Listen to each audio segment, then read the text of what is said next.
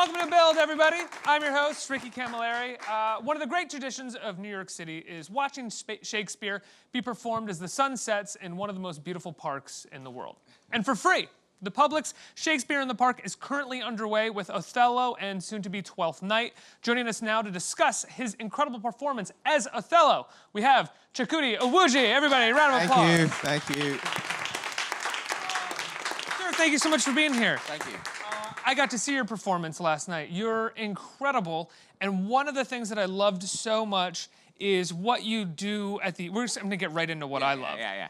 What you do at the end of the first act, because you are on a trajectory in the first act that really kind of hits its... I mean, obviously, in the second act, it goes places as well, but in that first act, there is like a climb that your character is doing until finally he's kind of broken apart and he's gonna tear the world down with him. But I loved watching your character go from cool and collected and in charge. You thought I was cool? To hell bent on vengeance and delivering that incredible monologue at the end with Iago.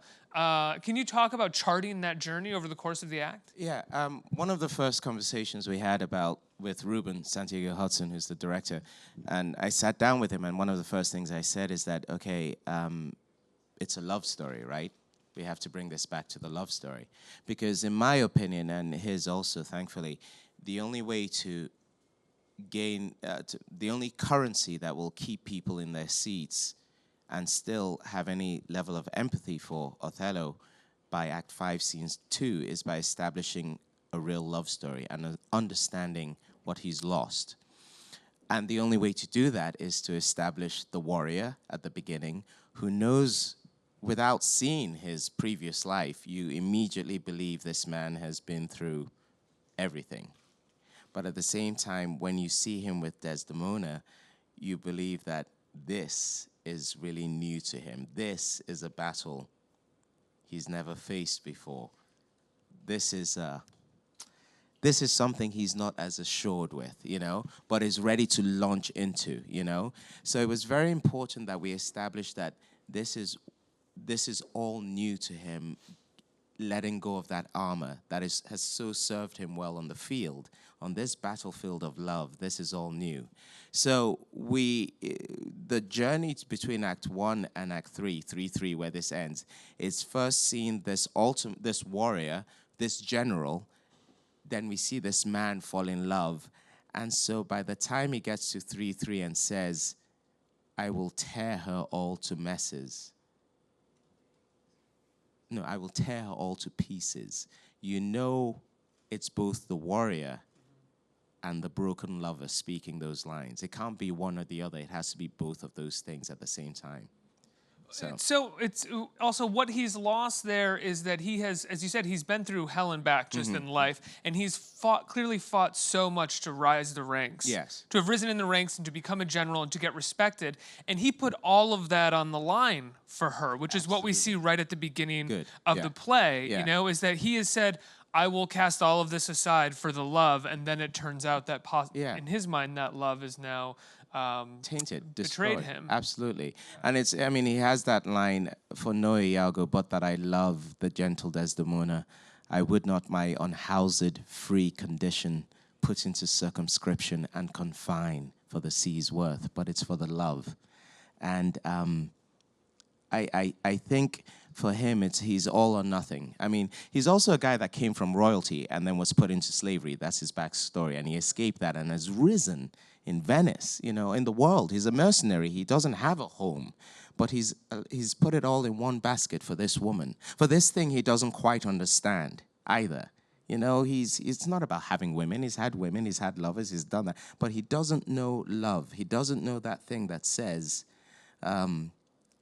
he goes, what's that great line?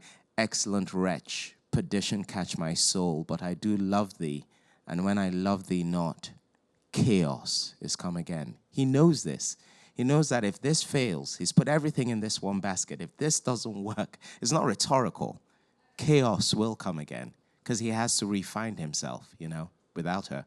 That must be one of the great pleasures of performing Shakespeare, is that you get to understand and know it more than anybody else, anybody who hasn't done that, unless they've studied it academically. Yeah. You know, because I can go see and watch a Shakespeare and watch Othello and pull lines out here and there that are beautiful to me, but so often I'm trying to sort of, you know, really just understand exactly what the motivations are throughout all of the beautiful language. Yeah. Whereas you, as the actor, having studied it so much, you know what each piece of dialogue means and pertains to, Or as well means as to the you. overall plot Yeah. machinations. Yeah. And you know, I was saying earlier that it's so weird. You come to these plays and you know them. Like the last play I did at Yale undergrad was Othello. I can't remember it. I can't remember what I did. Maybe it's my psyche protecting me from what was probably an awful performance playing Othello at 20. But I know the play, I know the language in it and stuff, and yet you come to the space and I look at Heather, my Desdemona, and I speak to her. I look to Corey Iago, and they're giving me something new. And then I speak with the director about what does that moment, or with James Shapiro, who's a dramaturg for this, and going, well, these words I had a cerebral connection with. What does it mean now when flesh and blood is in front of me and reacting to what I say? What does it mean chaos is come again? Thinking about it intellectually, or seeing the woman that could be my chaos. Does that make sense? Does it develop a new cerebral connection Absolutely. to them? Yeah. And there's so many connections when you deal with Shakespeare, because, you know, the academics are wonderful, but we've intellectualized a lot of Shakespeare, overly so. Which is my point. You don't have to do that. You don't have to do that. You can focus on the plot, and you can focus. I mean, Iago and Othello, but watching Iago is a classic character. We've seen Iago in so many television shows, in movies since then. Just sort of, he's the shit stirrer who's moving everything around in the pot and then has to cover his tracks. Yeah, absolutely. Yeah. I mean, I've been, you know, I try to put this, the least, I feel the least interesting part of Shakespeare is actually the cerebral, intellectual side of it. That's the side you can read and figure out. There is a side of playing Shakespeare that is steeped in the language, virtually the sound of the words. People always talk about Shakespeare as the greatest writer of all time. I also think of him as the greatest director of all time, because although his plays have virtually no stage direction, he's constantly directing you through the language. So when, after I have killed Desdemona, I mean, I keep coming back to this line when I talk about this, and one of the lines I say is, "Now, how dost thou look now?" That sound of when you're crying, or when you're sad, or when you're broken, and there's this that tells you something's happening. The most monosyllabic line in the whole canon is the speech I start with when I'm about to kill her. It is, spoiler alert, guys, it is the cause, my soul. All monosyllabic. You can't speak monosyllabic lines quickly. You literally, or you'll garble them. So what does that say for a guy trying to build up the fortitude and courage and the heartbreak to come in and start speaking so deliberately, so it is the cause. You immediately puts you in a state. So it's the sound of the words, it's the rhythm, the musicality, the direction in trying to make these sounds happen with your mouth, you know. So it's not just what does it mean. That's just the beginning. That's like the part of the volcano we see above. You know, we're not thinking about the stuff that goes way down. And the beauty about Shakespeare is that in the sound of the words, in the rhythm, in the pace of it, in the slowing down, he's constantly telling you the tug and pull, especially in a character like Othello, which is all about tug or pull. It's about the general and about the primal. But I feel like that is probably still something that you find as an actor, that the words are doing that. Mm-hmm. It's not something that you read and go, oh, clearly I have to say it this way. Once you start saying it that way, it's almost like why haven't I been saying it that way the whole time? Absolutely. This is how it's clearly written. Yeah. Yeah, it's you have to just say it. You have to sound it, and then it triggers something. Paul Scofield, the late Paul Scofield, was amazing at this. It's like he'd say a word, and then it's like you could almost see the actor realize the word he said and the sound of the word and just chew it up. You know what I mean? Yeah. You just have to be very open and very relaxed in it, and leave yourself open as a vessel to what the words can do to you, and not just dwell on the intellectual side of it, you know? What is a rehearsal period like when you're doing Shakespeare? Does it feel like more discovery happens than a regular play? Well, it depends on the director and it depends on the space, but I know that for me, the rehearsal process is always about coming into the room and seeing what people are giving me in front of me. We often call it acting. I like to call it reacting is what we do, you know. My process for getting ready for the rehearsal is very boring. I just simply learn the lines. There's a whole slew of coffee shops across London and New York that actually think I might be slightly mad because I go in there, sit there, and just mumble to myself for ages over a cup of coffee. That's why I like learning lines. I like learning lines with ambient sound, with distractions, with positive reinforcement all around you, so I can, you know, just watch that interesting person walk by and the coffee machine is going, and learn these epic speeches, because if you can learn them in those conditions and then you come into a rehearsal room where it's quiet and ready, it's very easy, you know? So I just believe different directors, you know, some directors like to do their work in the casting. So they've got the actors, so they trust them. Some directors like to micromanage. Some directors like to set a stage and see what you do. I mean, it doesn't bother me. I've worked with all sorts, the whole gauntlet. But the big thing for me is that whatever they're doing, whatever they're choosing, I have to have a total comfort, relaxation, and trust in the language, because that's where the work starts for me, you know. What do you do? Obviously, this isn't something that happened with Othello in this production, because it's beautiful. You have an incredible group of actors on it. But what do you do if acting is reacting? What do you do when you go into something and you find that people aren't giving you anything? You imbue. You imagine they're giving you something, you know. You don't throw everything that you can at them and hope that they start reacting and then No, can give you because stuff to react I to? think that gets in the way. I think that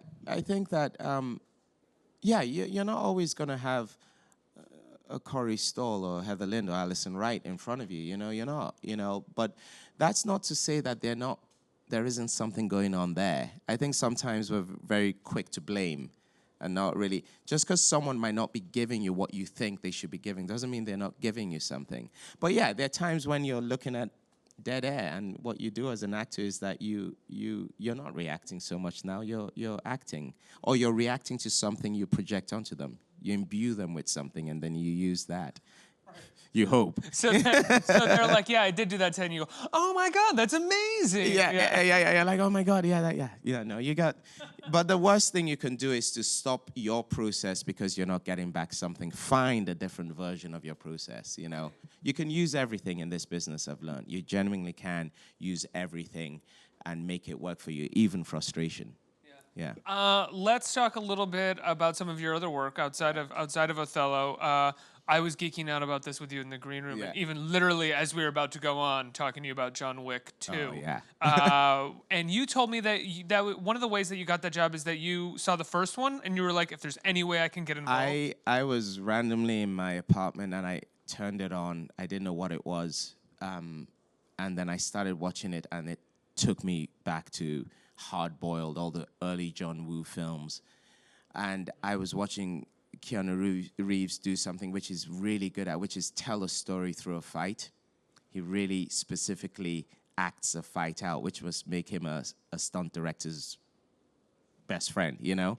And I the next morning, I sent an email to my management, and I said, look, if ever there's a sequel to this, you have to get me into this. Just as it's like people want to get into Star Wars and stuff, you know, I was like, get me into this. And 6-7 months later or something, because I saw it quite late, you know, I got a call saying they're casting John Wick, and I went in and flew to Rome and had a great time in Rome filming it. You know, it was quite amazing. You know, I had never thought of it that way until you said that about telling a story in a fight scene. Yeah. And after hearing you say that, it seems so obvious to me that's one of the things that are great about those movies is that as well choreographed and as beautiful as those fight scenes are, each one of them really does have an emotion that he kind of carries you through from in a beginning, middle, and end. To them. I mean, you'd have to speak to someone like Chad, who was, you know, stunt coordinator before a director, and the best fights are the ones that have a narrative. You know, it's like and there's a build to them, like any great scene, like any great play, is that they're miniature stories in the fight. And it's wonderful, and that's something Keanu does. It's weird. There was a moment in when I was in Rome, we were waiting to shoot, and he was practicing. And we take it for granted, that thing of just pulling a gun from your holster without looking. You know, most of us, if we had to do that, we'd be like, you know, like, like ridiculous. But I watched him practice it about 30, 40 times between takes each time. Just like.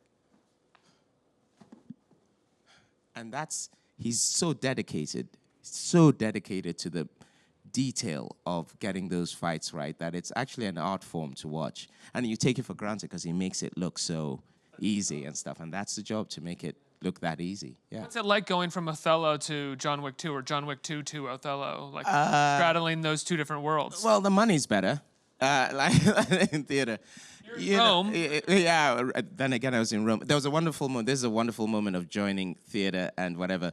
I was in Rome filming that, and I was gonna come back and do an initial reading for another Shakespeare play, Coriolanus. And I was there reading the part in Coriolanus where he makes his military entrance back into Rome on a bench. And I looked up on the road sign in Rome, and it was called Via Militia. And this is where historically, Coriolanus would have walked down. And I was reading it, and I just looked up and realized where I was. It's crazy. But no, film is a very different beast. Some actors you talk to will say, oh, it's pretty much the same thing. Some people say it's an entirely different thing. For me, I think film, for me, is more about how brilliantly you can manipulate that thing in front of you. It's a seduction of that one thing, right down to when you decide to look down to the ground in the middle of saying something or smiling, or do I give you my eyes now or don't I? You know, it's just such detail in everything that you can't think of stage like that, because in stage I have all this to use.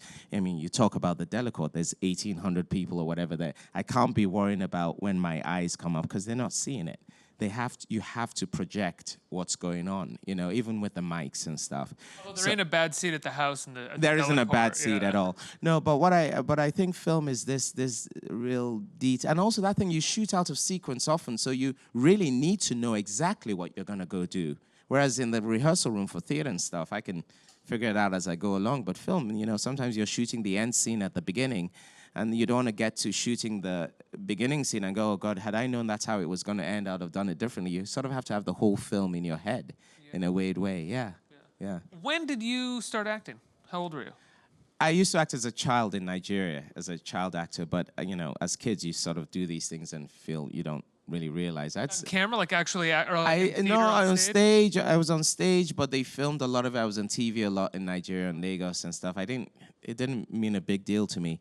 But I really genuinely started acting again when I was undergrad at Yale. You know, much later. Studying as an actor? No, I was studying economics.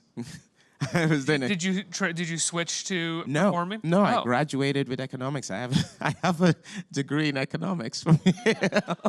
So no, I didn't. Still follow economics? Are you good on economic policy? I'm awful. Really? Awful. I like the macroeconomics. I like the philosophy side of it, but all that other side of numbers and stuff doesn't interest me at all. It does not interest me, and sadly, that's a big part of it. But I got my degree anyway. I managed to get my degree. I studied economics. I like talking the big ideas. I don't really like the details. The detail, no. The big concepts and all that stuff, socioeconomics and stuff. So then you graduated Yale economics, and then you started auditioning? You started trying to go out and act? What happened is I did a play, the second play I think I did at Yale. The head of undergrad drama saw it, and he was about to take over the conservatory in Milwaukee.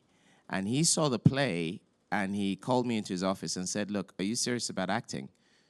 And it was the first time I voiced yes. And he said, okay, if you're interested, I'm ready to offer you a full scholarship to drama school when you're done here. And that's how it happened. I was actually on my way to the library to study for my statistics final.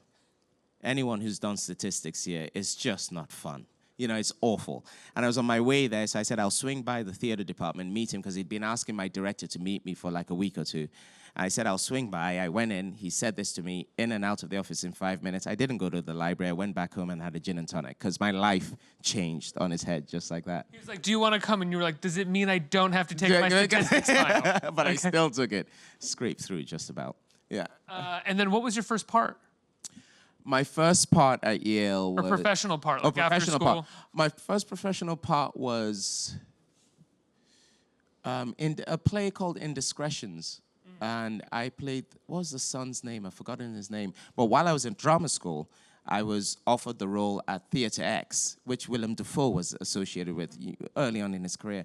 And they offered me so while I was still in drama school, they offered me that role. So that was my first professional performance as the sort of ingenue, which is a role I believe Jude Law was one of his first roles, and I just worked with him last year, so we talked about that. So it was really hilarious, the circle of everything. Right, yeah. I imagine the actors who do stage always have probably more to talk to each other on set about than random actors, because you can always be like, oh, I played that part too, or did you go up with that role? It's this tradition of the parts keep getting recycled, and you've done it, and then you've done that, and you've had your version of that. Everyone's quoting Shakespeare at each other. Yeah. I mean, we both talked a lot about our Hamlets and how there's something about playing Hamlet where you know, most actors, you'll play a role and you're happy to go see another actor play that role and see what they do with it. But there was something, we both agreed there was something about Hamlet that we felt so possessive over that I haven't been able to see another person play Hamlet. And he said, it's the same with him.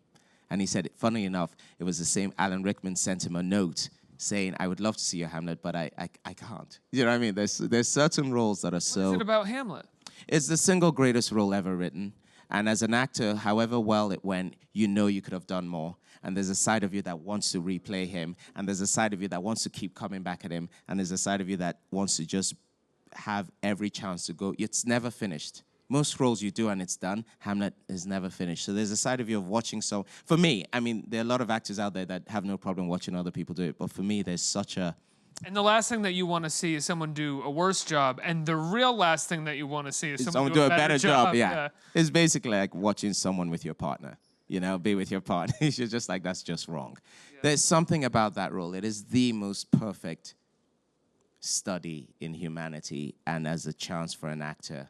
And I'm really glad that we're getting a few female Hamlets now, because the idea that is just guys playing it, it's not fair. It's just that great a role, you know. What do you have coming up? Well, that's an interesting one. Who knows what I have coming up next, for sure, because I don't know which will fall into place next. But something I'm very excited about is that we've been... I'm not a writer, but everyone has at least one good story in their book. So I've written a screenplay about this great African-American actor called Ira Aldridge, who was the Denzel Washington 150 years before Denzel Washington. He moved from New York to London and became the most famous actor in Europe in like 1830s, 40s, 50s. That hardly anyone knows about. And I've been nurturing this script for 10 years, you know. And now we're at a stage where my family has formed a production company called Tudor House that's had a couple of things commissioned and stuff. And one of the things we're developing is Iris. So I'm not that's probably not going to be the next project I have. There are a couple of things in the works I can't really talk about, but that's something that's so close to my heart because it's one of those things that I've really nurtured, and it's a story that needs to be. The idea that there was a method... Co-write it, or did you write it? No, I wrote it myself. How long did it take you to write? Well, my first draft was in November 2006, so it's been a while of rewriting and stuff. But how long was your first draft? Was it 212 pages? It was a book. It was a thesis. I didn't know how to write a script, you know. You were like taking your research. I was taking my research and just putting it all down. So I've homed it, and now I've done some filming and read loads of scripts and worked on it and stuff. And also the time is right for it now, you know. So I'm very excited. That's sort of like my baby project. And the other stuff, you're depending on other people to do. This is something we're actually pushing forward. I just think the idea that there was a black actor doing what we would now call method acting, because if you read all the reviews about him, they talked about how natural and real this actor was compared to what you were seeing at the time. And also I've made it into a love story. I don't want to write it's my Rocky to Sylvester Stallone, but I don't want to write it as a rags to riches story. The core of it, a bit like Othello, is that it's a love story. And this is what's weird about it. The role that made him world famous was Othello. And then suddenly, as the project is coming to fruition, I get offered out of the blue Othello. And a core part of the script is him taking over from the greatest actor of the time, Edmund Kean, who fell ill, taking over the role of Othello in London at the Old Vic. And I'm playing Othello now. It's so weird. Denzel wasn't supposed to play Othello before you or anything, and go on to Iceman. Like that. I had words with Denzel. I said, "You gotta step. You've had a great run. I really want this one, Denzel. Please let me." That's have not a this part one. of this story, too, right? Okay. Yeah. Well, that sounds incredible. And it's always so important to have, like you said, as an actor, you're kind of always reliant upon projects coming to you or getting them and other people. It's always nice to have some sort of feeling of control over your own destiny, I would imagine, with a project like that. I think so, yeah. I think we're... I mean, look, we're one of the world's oldest professions, and we're there for people to hire us. But we're getting to a place now where people are doing more and more of their own work, creating. We're getting to a place where we're being encouraged to create work. You know, where studios are branching out, saying, "Bring us something, do your own." Like our production company was all about my sister, who is the first female black British ambassador, and she's just been assigned to Mozambique ever. So on top of that, she's a screenwriter. And we are writing these scripts. I'm like, we've got to make this happen. So my brother, together with my brother and younger sister, we formed Tudor House Production Company, and she's got a couple of things greenlit and commissioned, and we're making our own work. And I think the industry is encouraging that more. It's like, we don't have all the answers. Give us some of the answers, and we'll try and make it happen. So it's an exciting time to be a creator as well as an actor right now, you know? Yeah, absolutely. Or they're like, we don't want to pay a development team Yeah. anymore, So you do it and bring it to us. No, that sounds fantastic. Yeah, Congratulations. Yeah, thank you. Let's get some questions from our audience. Right here. Hi, my name is Johanna. I'm an actor who's actually new to the area, to the city. I got here in February, and I was just wondering, you kind of talked about how you got started in acting here. Yeah. But if you'd have any words of wisdom or ways to stay positive, I guess, through all the auditioning. So, thanks. Words of wisdom, no. Staying positive, yes. No. I was just saying to someone here that some of the biggest shifting jobs I've ever had are the ones that I didn't see coming or didn't really go for.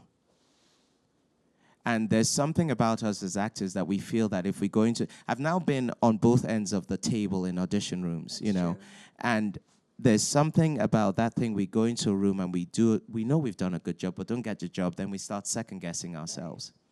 The fact of the matter is that if a job is supposed to be yours, and I know it seems like a cop-out, but it's the only sane way of dealing with it, you're going to get it, even if your audition was awful. The job that started me off in New York was at the Public. And I put it on record that I believe it was one of the worst professional auditions I've done. And yet they saw something in that to hire me, and out of that has come other stuff.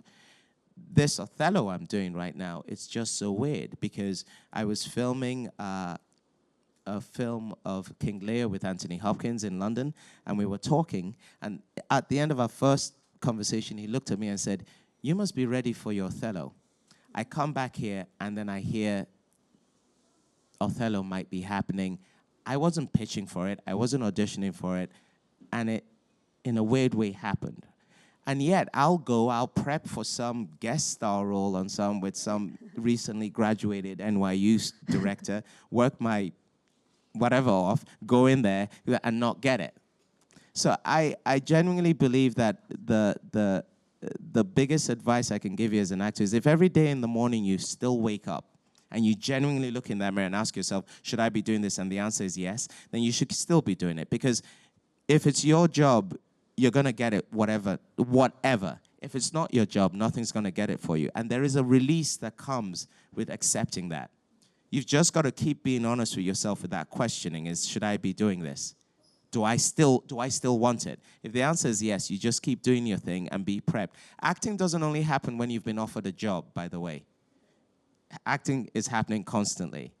How many plays have you read in life? How many things have you watched on TV? Do you still watch? I mean, YouTube, I love watching talking pictures and things like that. Just watching these interviews of people I admire and hearing what they went through. the 15 years in the restaurant business, the whatever. And those stories aren't just there for stories. They're there to remind you that if you're supposed to be doing this, you will.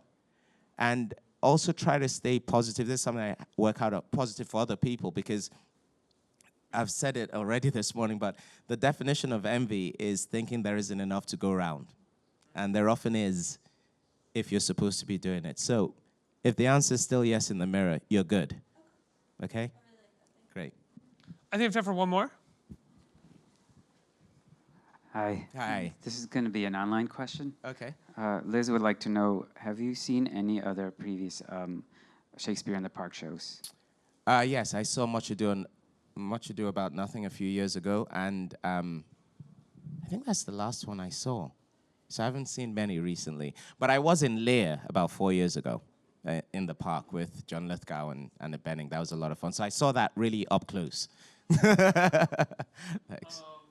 And so Othello, we have till June 24th, right? June 24th, yes. And it's an incredible show. Congratulations. Thank a you really so much. beautiful performance. And I believe 12th Night starts after that? 12th or Night is it- starts soon after that, and that's going to be quite exceptional too. 200 or whatever community members going to be in that show. It's a very exciting summer for the park, and it really represents New York. New York has been represented on that stage, which is quite exceptional. It's an incredible feeling watching it in that park. There are moments where you can take a step out of the play for a second and go, oh, this is so cool, and then come back into the play. It's a Absolutely. really beautiful experience. Sometimes nature listens. Someone was saying there was a moment in the rain, and where it was actually raining, not the most pleasant thing, but I had Desdemona in my arms, and there's these two actors getting wet with the rain, the trees behind are doing that, and there's perfect silence in the theater. Even the helicopters going over to the Hamptons gave us silence. They weren't there. And he just went, you can't create this unless nature was smiling down on you. And that's what the Delacorte gives you. It's this symbiosis of nature and art and life, which is New York, right in one spot. It's the singular most unique theater I've ever performed in. Everybody put your hands together for Chukwudi Iwuji. Thank you. Let's hear it.